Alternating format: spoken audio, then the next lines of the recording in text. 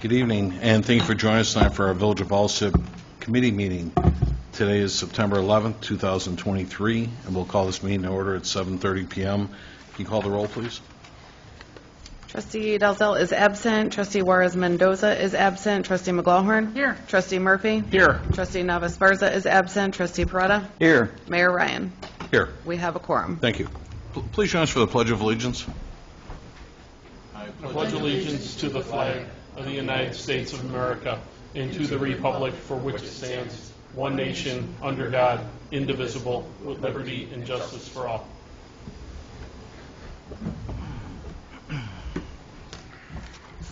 Before we start tonight's meeting, and I'm sorry we're short a few trustees, but I'm thankful we have a quorum available. Certainly we always want to show a lot of respect to everything that took place 22 years ago today on 9/11, as we refer to it. I'd like to read the following into the record, and just as we here in the Village of Alsip and around the world recognize September 11th today. Still many people don't understand what happened on 9/11 22 years ago. 9/11 is shorthand for 4 coordinated terrorist attacks carried out by Al-Qaeda, an Islamist extremist group that occurred on the morning of September 11, 2001. 19 terrorists from Al-Qaeda hijacked 4 commercial airplanes, deliberately crashing 2 of the planes into the upper floors of the north and south towers of the World Trade Center in New York complex, and a 3rd plane into the Pentagon in Arlington, Virginia. The Twin Towers ultimately collapsed because of the damage sustained from the impact and resulting in fires. After learning about the other attacks, passengers aboard Flight 93 fought back, and the plane was crashed into an empty field in western Pennsylvania, about 20 miles by air from Washington, D.C. These attacks killed 2,977 people from 93 nations. 2,753 people were killed in New York, 184 people were killed at the Pentagon, and 40 people were killed on that Flight 93. Why did the terrorists attack the World Trade Center and the Pentagon? The terrorists did not have the capacity to destroy the United States militarily, so they set their sights on symbolic targets instead. The Twin Towers, as centerpieces of the World Trade Center, symbolize globalization and America's economic power and prosperity.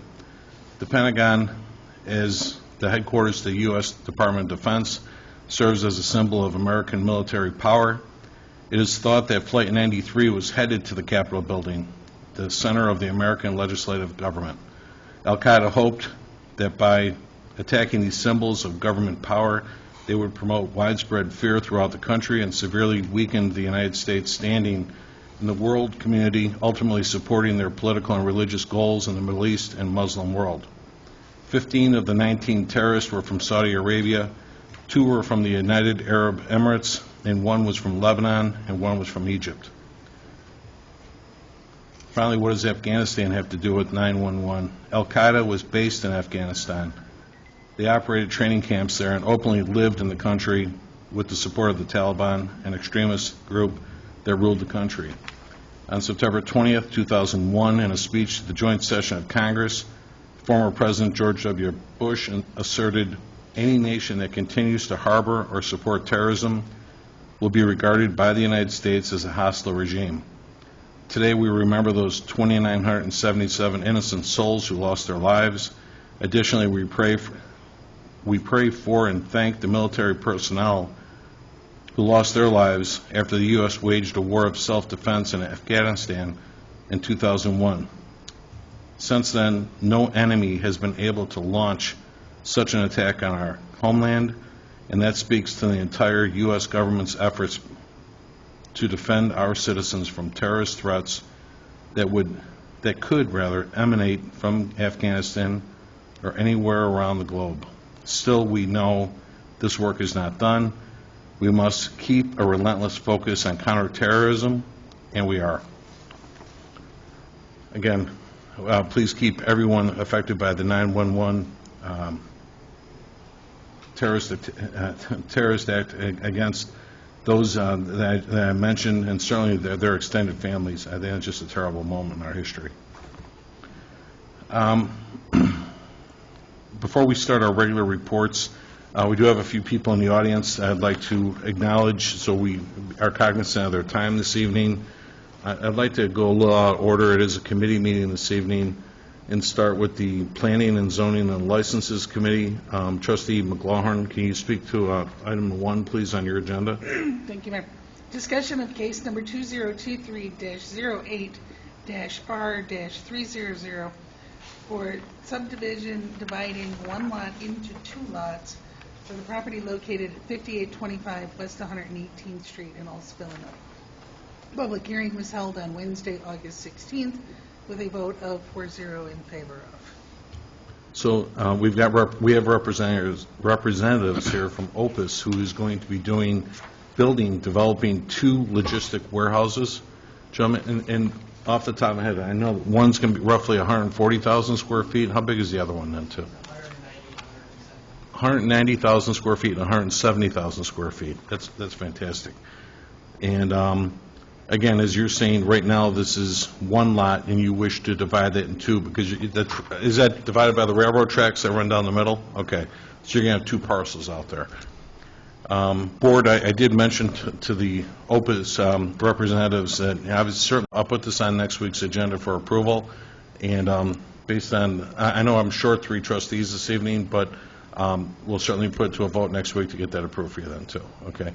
Anything else? You guys need anything else? Everything's good? We took care of the tax end of things. When do you think you might start developing this? So right now, our construction timeline is we're going to close targeted November 1st. You're going to close November 1 on the property purchase? Okay. Shovel in the ground November 2nd or thereabouts. We still need to finalize putting our capital partner in place, and then our lender most important. Understood. So you're going to start construction almost immediately? Immediately. Okay. After September, after November 1st, I mean. We're still waiting on a nationwide wetland. Oh, I'm sorry. Could I see come up with a mic? I apologize for having a conversation. We record all this. Sorry about that. Yeah, so we are waiting for a permit for wetland. We're impacting some wetlands, and so we're waiting for a permit from the United States Army Corps. Okay. That's supposed to be coming in beginning of October, but there's always, there's no certainty on that, but we do believe we'll be able to get a shovel in the ground early November. And I appreciate, I spoke to the board at last week's meeting. You did engage already with the CalSag Enterprise Zone, so that's great. They're wonderful for helping promote development to not only abate taxes on building materials, but getting you discounts on permits and all that kind of thing then, too. Yeah, So we're definitely excited about that Yeah. incentive. It's going to be really big for us. oh, yeah, it's huge. Any, I know you told me originally, too, these are just spec buildings. Correct. Any tenants yet, or not really? No tenants yet.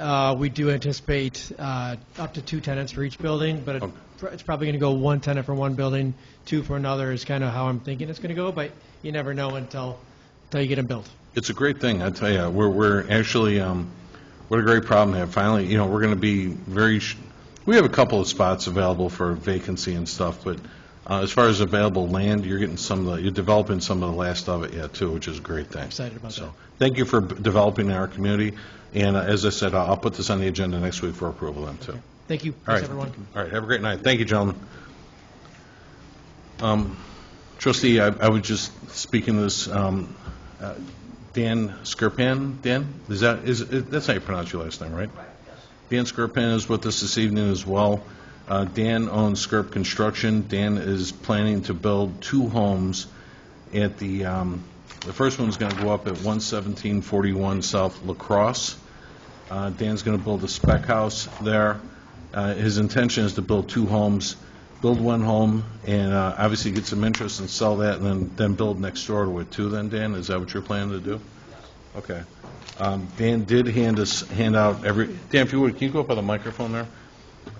Dan handed the trustees the paperwork that identifies with what he's doing. This property that you have, Dan, at 11741, and then an address to be determined next. Is it right now?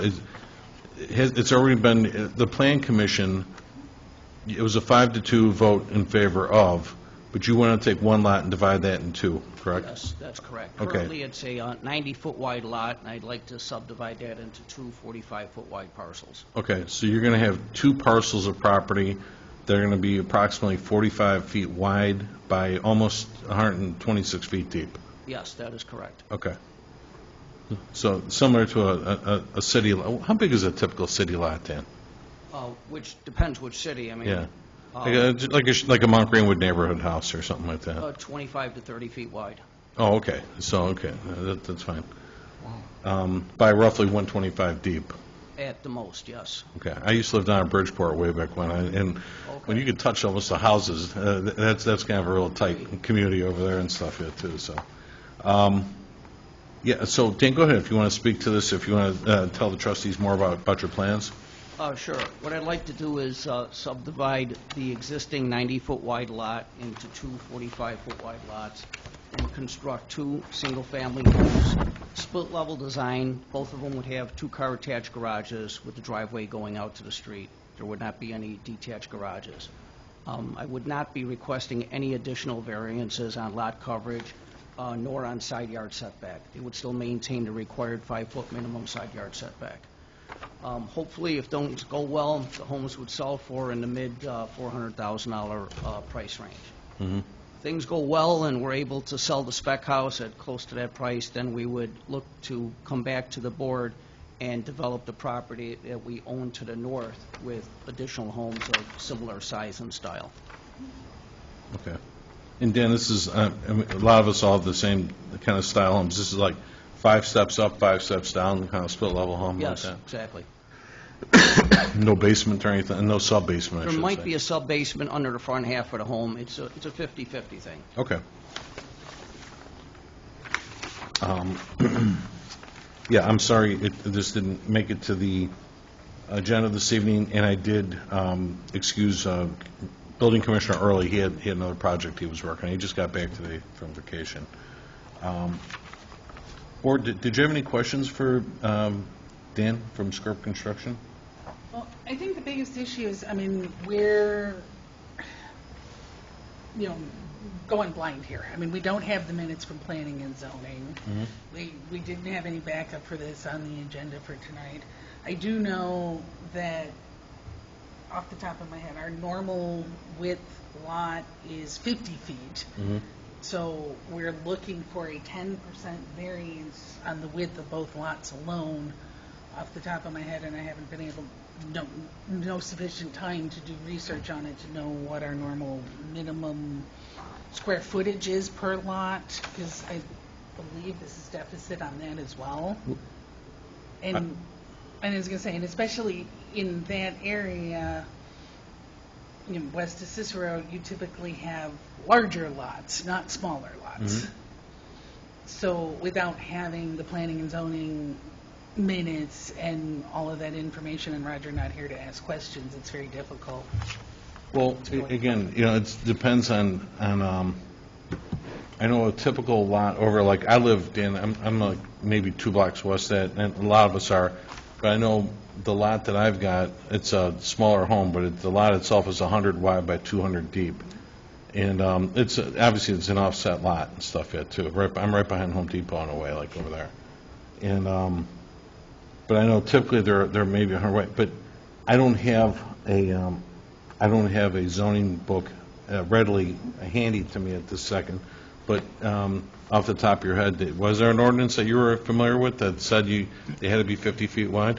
Oh, there was. And we Okay. did request that variance, and the Planning and Zoning Board approved that by a 5-2 favorable Understood. decision. Understood. So that's what I'm going to do, Dan. I'll get the transcript ready to the board that took place, because you had just walked in this evening. I'm sorry we weren't better prepared for you to speak to the board on this and stuff then too. This certainly helps with your site map and stuff then too.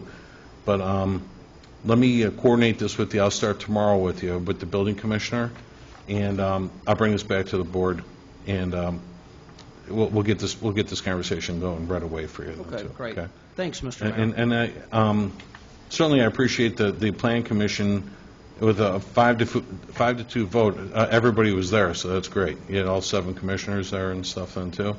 Yes, there were. And they're voted 5-2 in favor of? Correct. Okay. And they understood, which, that's where the transcript will reflect, they understood the need for a variance from 50 to 45 feet. Yes, and also a small variance on the lot area. I think there's a typo on my site plan. At the time of being at the Plan Commission, my understanding that the minimum lot area was supposed to be 6,250 square feet minimum, but then I've come to find out that it's only 6,000 square feet. So I'm 342 square feet shy of that minimum lot area requirement. Okay. Okay. So I'm looking at this right in here. Required is 6,250, and you're looking for a Well, I had 6,250 written down, but after that, I've come to find out that 6,000 square feet is the minimum, or at least that's what I read. Okay. And that was after the Plan Commission meeting. So I have 5,656 square feet is what we're proposing. That's, okay, I'm circling that here, okay. But at the time of the Plan Commission, I was still under the impression that the minimum was the 6,250 square feet. But it was 6,000. Right, but it was 6,000, I've come to find out. So the variance they actually approved was a much greater variance than what I actually needed. Okay. So, it's okay, it's 6,000 originally, and then, again, we're looking for a variance of, from 50 to 45 feet.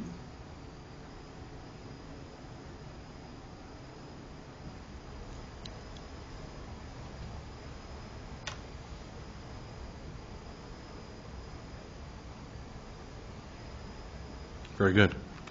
Thanks, Dan. I like the house. Where's this, the house that you, the picture you showed, where's that one at? Currently, those are under construction at 86th and Mayfield. 86 in Mayfield? Okay, over in Burbank, okay. Yes, exactly. Okay. No, nice house. I know these garage doors are getting more and more popular now, too. The clerk and I were just talking about, there's a couple of homes that just went up in town, and the vertical glass is getting more and more popular now and stuff then, too, so. Very good. Hey, the houses that you're doing at Burbank, do you got to do sprinklers there, too, or no? No. Yeah? No. Yeah, okay. Yeah, unfortunately, we had that ordinance since 2008. I understand, but that's common in a lot of the other suburbs as well, so. Okay. All right, well, I wish you luck, Dan, and I'll talk more with you during the week about All right, stuff. thanks here, again, too. Mr. Mayor. You too. Thanks, everyone. Thank you. Thank you. Excuse me. All right, thank you. So we'll go back to our reports then. Again, on mine, let's see, I had on, finance. I spoke to the finance director, and she would like us to establish, amend our budget for the garbage. And what she wants to do is remove it from the environmental health budget. Right now, our budget on that is it's $1,460,000 for garbage. And remove it from the environmental health budget and establish a proprietary fund for the garbage of the same amount of money. And she just felt that by putting that into the environmental health budget, looks like more of it comes off like more of like a revenue source, and it really isn't. This is just a proprietary fund of a function of the village. We don't make money on garbage. This is just, as I said, a proprietary fund. So I'll bring this back to the board for final approval. But did anybody have any questions on that? Well, yeah, I mean, we've had it, I mean, there essentially is no environmental health budget beyond the garbage and the health commissioner herself. I mean, that's Well, it. yeah. And so I don't understand the need to separate that out into a proprietary fund, regardless of the revenue source, because there are certain things in relation to that revenue that I don't think we necessarily want stuck in a proprietary fund. Well, it comes off looking like I said, if by just being in our budget, although it's been there in our budget forever. Yeah, So- I mean, I've been on this board for So 10 years. this is a significant change from the way we have historically been doing budgets. Exactly. So we don't want to just throw it out there just because. She just said that she explained that she didn't feel it was proper to have that as part of a budget item, because it looks like it's just a source of revenue, and it really isn't. But It's there's just it's a revenue and function of the expense. village. They correlate. I get it, but we're not putting out money to get money in return. This is actually just something, a service that we pay for, that basically, it's a function of somebody else's doing, not ours. Well, but I mean, we are billing the residents. We're just doing the billing, but we don't profit off that or anything like that. I think it needs further justification. You go ahead, give her a call tomorrow and ask her, and see what she thinks about that. To me, it sounded proper to me. Yeah, I know, like I said, actually I said 10 years, I've been here a dozen years, and it's always been in there. But it does come off looking, like I said, like a revenue, but it's not. I guess I'm more of the opinion that at this point in time, I mean, one, the budget's already set for this fiscal year, so there's no big hurry on it. And two, if it ain't broke, don't fix it. Well, And, she brought this to my attention, and we're doing so much right now with well, and that's the next part justifying of the all point, this. is we still have so many other things that need to be tackled that are a much higher priority. This, to me, just needs to go on the back burner until we're ready to do next year's budget. Well, again, I'm being obviously I'm being responsive to the finance director's request in this case here too. I didn't want to tell her it wasn't as important as, maybe we Oh, felt. I can tell her. Go ahead and give her a call tomorrow. All right. Any other questions on that, trustees? Dave? No. Okay. First, what I had on my agenda this evening, actually, I inadvertently put that in my report. That really should go under police. Deputy Chief Schultz, I asked Trustee Prada to speak to that and stuff. Too. Okay. Go ahead. All right, thank you, Mayor. I have a request to amend the fiscal year 24 appropriation budget to facilitate these necessary capital expenditures for the police department with anticipated funding provided by grant programs. This amendment includes Fusus surveillance cameras at $150,000, Axon body cameras and software at $98,000, 5 new police vehicles at $200,000, outfitting of police vehicles at $75,000. Deputy Chief, is there anything else that you would like to add to that? No. Reason for the amendment is they are connected with grants, and a lot of times when we're applying for these grants, we have to have capital set aside for these things. And just because we get that grant, we can't take that capital away. It's called supplementing, and that would then disqualify us for the grants. So we have to keep it in the capital budget in order to even qualify for the grants. Understood. I explained it to Trustee Prada as a committee member, but thank you for sharing with everybody, because everybody's got to understand, if you're going to apply for these grants, obviously the people offering these grants have to understand this is definitely a need, and that we are going to take responsibility for putting this in our budget so we can demonstrate in our application that we want this and stuff then too, and it was planned. Like especially when we're looking at the body cameras. The body cameras were a unfunded mandate passed by the state back in 2020. We are the last tier to have to do it, but it has to be enacted and up and rolling before January 1st of 2025. Correct. Okay. Now, Mayor, I thought on the fuses that when we were passing the budget, we had added that. We did not. It came in right after we approved our budget. Okay, I went back and double checked with Chief Miller. okay. Yeah. I actually did catch some of the other items, like we had like new, there was like, I'm sorry, Chief, you had two different capital needs. And one was license plate readers. Yes, LPRs. Right, and the other was, excuse me, radios, not Yes. cameras, but radios. So we did account for those. I caught those right before we approved our budget. And again, we came in with a very, very conservative budget. With the new finance director, after another finance director left, I certainly wanted to tread lightly. We didn't overspend, and we did approve a $65 million budget. But in this case, Chief, I totally appreciate, and you know how much we all appreciate the opportunity to qualify for grants. But to qualify for a grant, we have to demonstrate the same, that we would be willing to fund this prior for this particular need. So. And that's all I have, Mayor. Thank Okay. you. Thank you, Trustee. Anything else you want to talk about under police? No, that's it. Okay. Thank you. So we'll go to the clerk's report. Clerk Harding? Thank you, Mayor. The first thing that I had was a discussion on the vehicle stickers for next year for 2024, 2025. I gave everybody just a really quick handout that I typed up with Erica and Brittany's help. I know that it has been discussed before about getting rid of vehicle stickers and possibly doing something else in the place of it. So they went back the last couple years. You can see 20 to 21, roughly a little over 12,000 were sold. 21 to 22, 11,800 were sold. I skipped over 2022 to 23 because for some reason the tag system deleted a bunch and it only recorded 146. Right. So I didn't put that number in here. This year so far we have only sold 9,650. So every year less and less people are actually buying the sticker.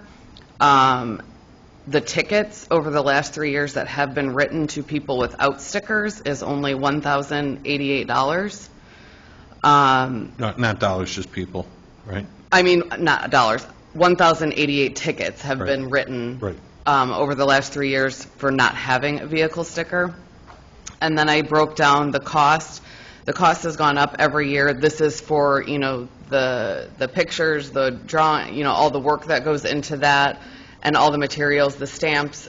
This does not account for the stamps like when somebody orders online or somebody mails it in and we have to mail them the sticker. That is not in here. Or when we mail out the bills saying your sticker's due and we get hundreds of them back because some apartments and stuff, the addresses are wrong, so we will get a bunch of return mail that has to then be sent out. So this is basically just for production material for the envelopes, the stickers, that kind of stuff. In 21, it was around 10,000. 22, it went up to almost 11,000 last year, or for this year, it's at $12,243. So the cost of that is going up every year. Along with, you have the girls in the clerk's office that are here the 2 Saturdays, that's overtime. They're getting paid when we do the sticker sales, the first Saturday and the last Saturday that they are on. And then that bottom part was just what I already said about the postage not being included and how much it costs. We've talked about a couple ideas in the clerk's office, but I kind of wanted your guys' feedback. We can see that people aren't, every year the numbers are going down of people that are buying the stickers. Are there any other ideas people have? I know businesses are a big thing. I know Becky had mentioned to me, she had spoke with you about, she had searched some other ordinances in other villages and what they do with businesses, charging per parking space they have. I think that's what she said, parking space, instead of having the vehicle stickers. There's, I think, other options we can explore because obviously not that we're not collecting money to go to what it needs to go to, but that money is less and less every year when people aren't actually buying the stickers. Correct. So I actually had the same discussion with, at our staff meeting last Thursday, and I spoke to all the department heads about the same issue. I've spoken to the board about this for the last couple of years, and again, we're on record here saying this now, though, too. Many of the suburbs nearby are doing the same. They're doing away with these, but the problem being is what everyone has to acknowledge is this is what is vehicle stickers represent a road tax. This is what we use to repair our roads. And, whether you pay full price or you have a discounted rate if you're a senior, if you're a veteran, anything like that, what I spoke to our office supervisor, Erica, about was, getting, and Chief Chief Schultz was there as well, too, just to say, if we had an audit of how many vehicles truly should be purchasing vehicle stickers is helpful, but not always accurate, because I was just explaining, even software these days, software is hard to work with because it doesn't always identify the person that pays $35 versus the person that's paying $5. It just doesn't work that way. So physically, we are making all those adjustments here. And then, of course, as you said, Clerk Harding, is you've got a lot of business. You could have Coca-Cola. It's got a couple hundred trucks. Experior is a lot of independent truckers, but they're based here out of Alsip. Some of the beer companies, you name it, they've got fleet vehicles and stuff then, too. Granted, I'm sure if you interviewed any of those folks, they'd tell you, we pay enough from property tax to cover what we're doing over there and stuff yet, too. But We also have the truck permitting program as well. But unfortunately, It's all we very still see a dangerous. shortage that happens here all the time, and that's what, I'm still seeing from when back in 2017, when our canine passed away, Eddie, I'm still seeing him on windshields driving around. It's a cool sticker, but that means you didn't buy a new one at some point then, too. And we're seeing like the revenue, the overall revenue in vehicle stickers, just for a ballpark for the last handful of years, is almost $500,000. And for us to supplement $500,000 is a hard thing to do. That's the biggest thing when we talk let's just say at the government level, when we talk about our local government distributive fund that we're supposed to get back from the state of Illinois, and all the mayors and everybody, we went down to Springfield last year, met with the governor, did this, did that, and let's just say there was collectively, even in the Southland, we could be almost 50 million short of what we're supposed to get back from the state. But you have the same problem where, like, our Senator L.G. Sims, he's the Finance Committee Chair, and for him to cut loose with a check of $50 million, how does he fill that hole again then, too? We're all in the same boat. Everybody's got different elements of the problem that they have. I would say the most, like, let's just say, for instance, Oak Lawn got rid of vehicle stickers, but they actually adjust that to meet your water bill, like what your water consumption was.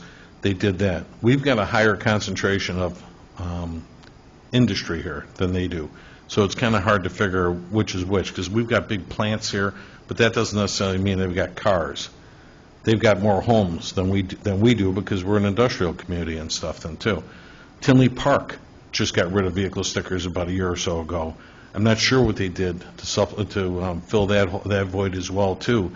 But I would say the most simplistic way of doing it would be to implement, because, like, as I pointed out in our staff meeting the other day, excuse me, one, as the clerk pointed out, you've got the cost of manufacturing all this kind of stuff, let's just say last year it was almost a little over $12,000 just to create the product, and then there's staffing to sell the product to everybody, and finally, well, there's two more items. The public that comes in and legitimately purchases the stickers to help us pay for the road constructions that are annually necessary, and then finally is the policing of it and stuff then, too. And Chief, we don't go on private property like these days like they used to and stuff then, too, right? There's been several law changes that enacted about us being able to go on private property to even enforce a tax. We used to be able to go anywhere to enforce a tax. That changed about 2019. We cannot go on people's property without a legal reason, and to write a parking ticket is not a legal reason. So I'm certainly in agreement with the clerk. I've been talking about this for about 2 years now, but I do want to eliminate vehicle stickers. But I think the most simplistic way of doing it would be just to include that, like, let's say in our annual levy, and by doing that, everybody has a buy-in. So there's no neighbor that can say, hey, the guy next door to me he's got 3 cars and didn't buy a sticker, that kind of stuff. We take all that out of the equation. Everybody's got a buy-in, that kind of thing. It would just be helpful, which we can still work on getting. Like when people renew their license plates, we know how many vehicles are here in this area, so it'll take a little more work on our side to gather that data that we can talk to the board more about. But I appreciate you bringing it up tonight, because like I said, I just had this conversation Thursday with the staff, and I want to find viable ways to offset that cost and simplify everything and make everybody, and put everybody on a level playing field. Because I agree with those people that complain. I get calls all the time, or I swear, I'm in a grocery store, I get people that stop me like, man, I walk the neighborhood and there's at least 10 cars on my, and again, as the chief said, when they're tucked up in the driveway, we're not going on private property to get in your space and stuff then, too. That was a common practice for us to walk back there and grab the information and write a ticket, but it all came under a thing called curtilage now. Right. And we can't encroach on curtilage. Right now, too, and I'll defer to Mike Frater, Public Works. Mike, let's just say, how much street does $500,000 get you done anymore? about a half mile, so you get about 4 blocks for $500,000. And that's just scraping the asphalt and throwing another one down. Is that even repairing the curbs and all that, too? Some curbs. Some curbs? Okay.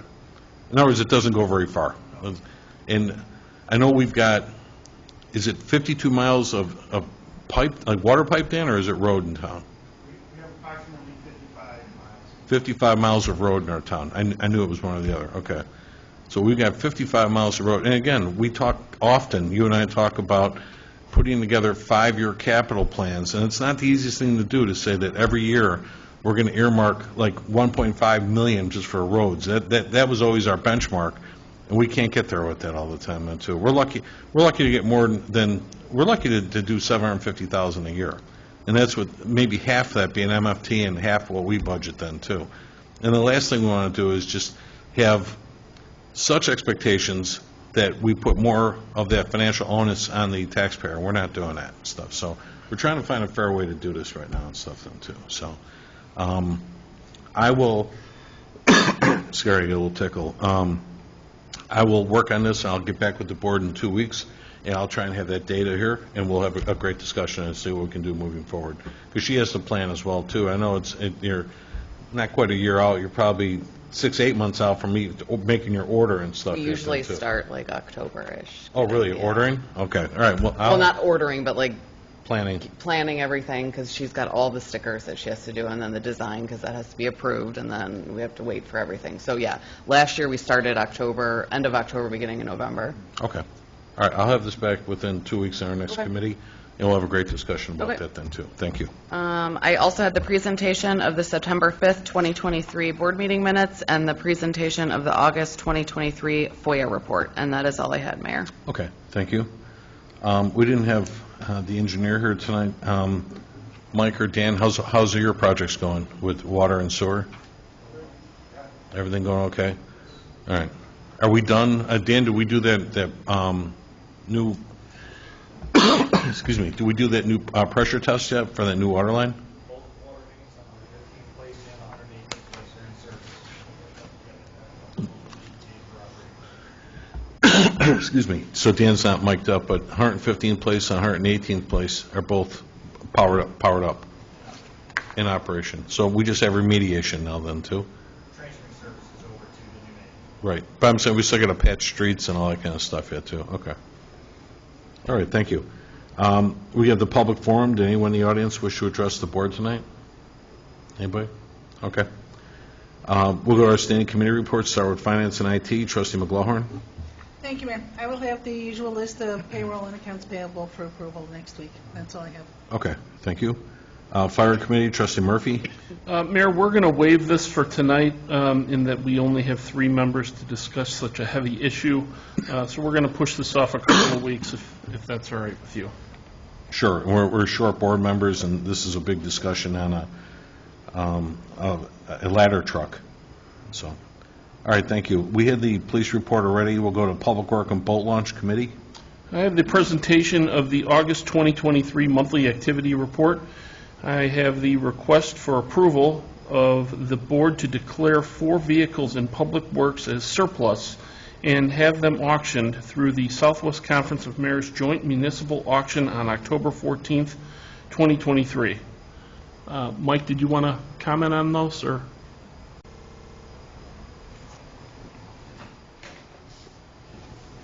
So we have 2 dump trucks, smaller dump trucks with snow plows and augers that we're looking to send to auction. Of course, both those trucks have been replaced already from last year. The other one is a utility truck that has also been replaced. And the other one is a Ford Explorer that we had obtained from the fire department as like a secondary vehicle. But it needs a lot of work. It's just not worth putting the money into. It's got 97,000 miles in it, so we're just going to look to send that to auction. We've participated in this auction in the past, and we've always done really well at it, so I expect the same this year. Our equipment comes in looking pretty clean, so it needs a lot of mechanics, but they look good.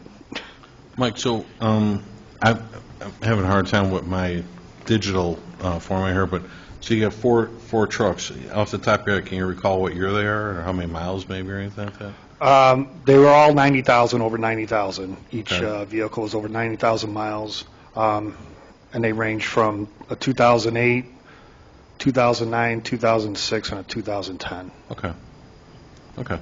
So certainly nothing new, and Right. you got your life. Yeah, I'm assuming that's what you're. Absolutely, But yeah. you're saying we're not hurting ourselves getting rid of these four. No, small- they've been replaced. Okay. And like I said, the Ford Explorer was just a bonus car, so Okay. That didn't work out. I would say you guys only had that for a we couple only had of it for a years. couple of years, yeah. Yeah, I guess I got lucky with the one I got. Yeah, you then, did. So. Yep.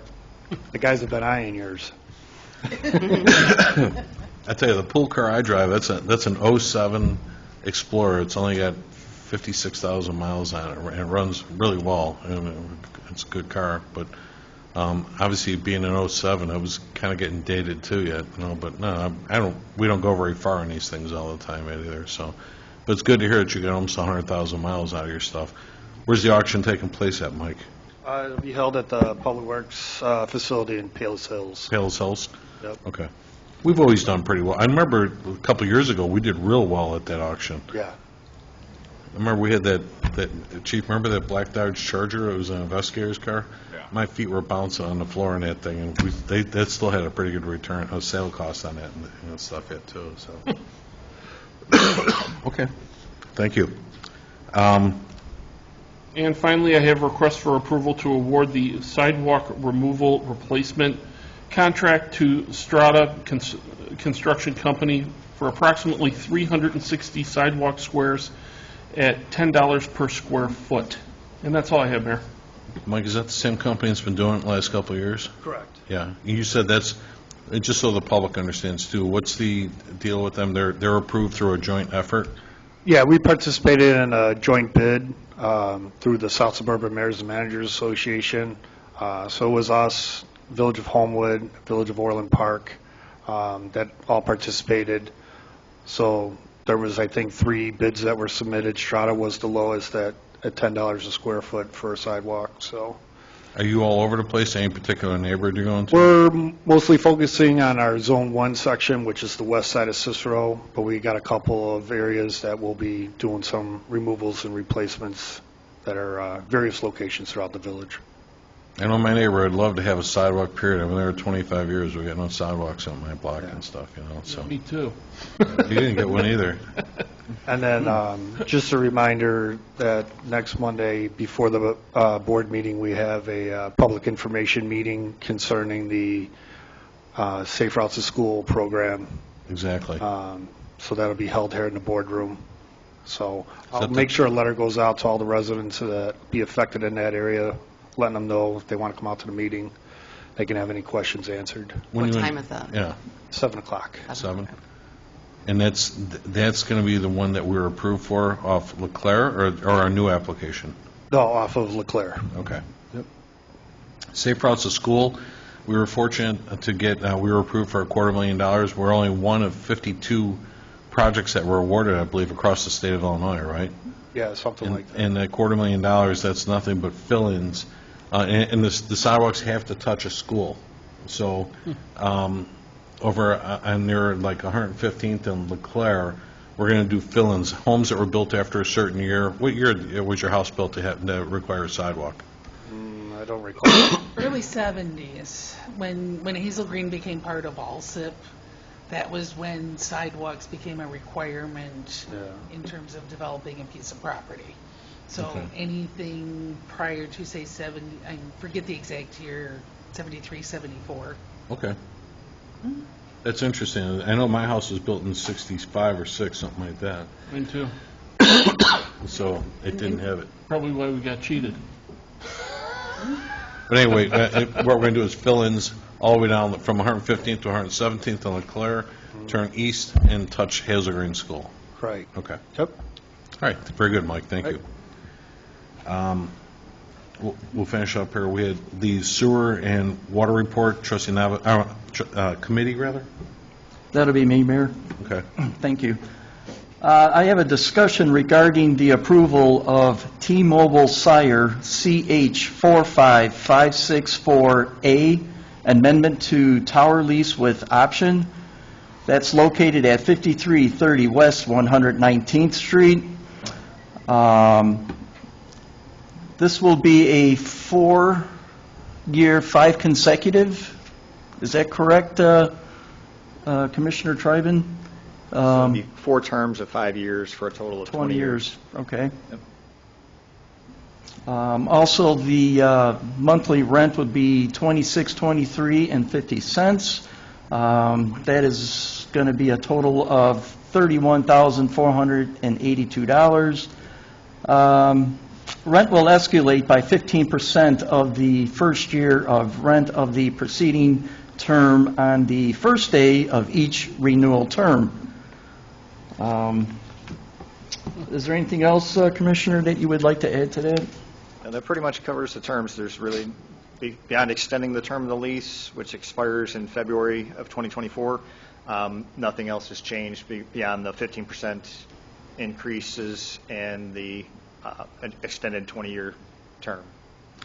Dan and I, with our attorney, Joe Kankar, we tried to get additional funding from that, and we couldn't. So, thank you. And I know it was, I agree with you. I mean, it's, you know, when you're redoing a lease, but those are standard agreements, and nobody's really getting more. Exactly. They're comparable rates to everything we're seeing out there, so it's not below market, it's not above market. Right. And Dan, they're just affixing their towers to our water tower is the whole thing. They're currently on there now, yes. Right, okay. On both, Dan, or just the south tower by the flea market? This lease is for the west water tower, so at 119th and Laramie, Okay. roughly. We do have T-Mobile on our south water tower, but they've sent us a letter that they're going to decommission that site. T-Mobile, when they bought out Sprint, you know, essentially have as a conflict because we have both Sprint antennas and T-Mobile antennas on our south tower. Okay. And so they upgraded their Sprint antennas to meet their latest standards, and now they're decommissioning the T-Mobile site at that location. Okay. Who's over there right now? I went back there last week. Somebody's got a high lift sitting back there. What's that for? Verizon is doing work, and T-Mobile is already scheduled to do the decommissioning, you know, back there as well. Yeah, I saw the articulating high lift that was sitting back there. Okay. Yep. All right. All right, thank you, Commissioner Triben. Yeah, thanks, Dan, for doing that. That's all I have, Mayor, thank you. All right.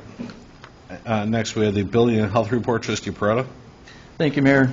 First, I have a presentation of the August 2023 Health Department Monthly Activity Report. In the month of August, there were 21 complaints, 1 inspection, 19 citations, and 0 call-outs. Second, I have a presentation of the August 2023 Building Department Monthly Activity Report. In the month of August, there were 118 permits issued. The fees collected, including inspector fees, was $81,475. The estimated cost of construction is valued at $7,242,702. And of that 118 permits issued, roughly 50% were residential. The most permits pulled roughly was for re-roofing, fencing, and also siding and windows. And it's good to see that people are updating their homes, increasing their value, so very happy to see that. And next, I have a request for approval for the IBEW to have a car show on site Sunday, September 24th from 10 a.m. until 3 p.m. The fire department and the police department have been notified and have no objections. And that's all I have, Mayor. All right, thank you. Isn't it a Bear game that day? We're going to miss anything? Yeah, we're not going to miss much on the Bears. The way they played, there's nothing to miss. Wait until next year. Yeah, So, unbelievable. thank you. Next, Human Resource and Insurance. Trustee Murphy. No report tonight, Mayor. You know what, Trustee, I heard today, I did meet with the Human Resource Manager, and the Employee Wellness Program is going to take place October 24th during the day, and October 25th after hours, like for anybody that couldn't get there during the day. So we'll get more on that next week. I'll outline what's going on with that then, too. Great. Okay? Has he reduced the number of sessions compared to last year? Used to be like 3 days, now we're down to 2. Well, I just know last year, based on the number of sessions that were offered, I mean, because I said there's a fee for them coming out here, and they want so many people in each event. And so we paid an awful lot of money for a blank time slot. Oh, yeah, and so many folks, like during COVID, everybody was going like remote. They went to their own doctors or to Echo Lab or whatever, those kind of places. But we're hoping that we can, like you said, by reducing it just one daytime session and one evening session, should be able to cover it. Anything else, Trustee? No, you said you didn't have a report. How about Economic Development Committee? No report tonight, Mayor. Okay. And then Village Properties, Trustee McLaughlin? I have no report this evening, Mayor. Okay. Ordinance and Legislation, Trustee Peretta? No report this evening, Mayor. All right. Anyone have any presentations, petitions, or communications? You planning? I have one more under planning and zoning. Oh, I'm sorry, I missed that one. Go ahead, We have the Trustee. presentation of a list of licenses dated September 5th, 2023 through September 8th of 2023. Okay. Thank you. Under presentations, petitions, and communications, I'd like to remind everybody this coming weekend, September 15, 16, and 17 is our village-wide garage sale. There is no permit fee necessary for those 3 days, so please, anybody that wishes to promote a garage sale or shop at a garage sale, please do so on the 15th, 16th, and 17th. The weekend after is our Village Flannel Fest. That will take place in front of the Aquatic Center by the Junior High at 119th and Costner. That's, again, September 23rd from noon until 5 p.m. And I believe, as we did last year, it was really it was a nice time. They'll have 2 shows with lumberjacks throwing axes, running on logs and stuff. They put up a pool out there and all that kind of thing. So it should be a great time. But that'll be the 23rd excuse me, of September. Did anybody have any unfinished business? Any new business? Then can I get a motion to adjourn? So moved. Second. All in favor? Aye. Thank you. We'll adjourn this meeting then at 8:23 p.m. And please enjoy the rest of your night then, too.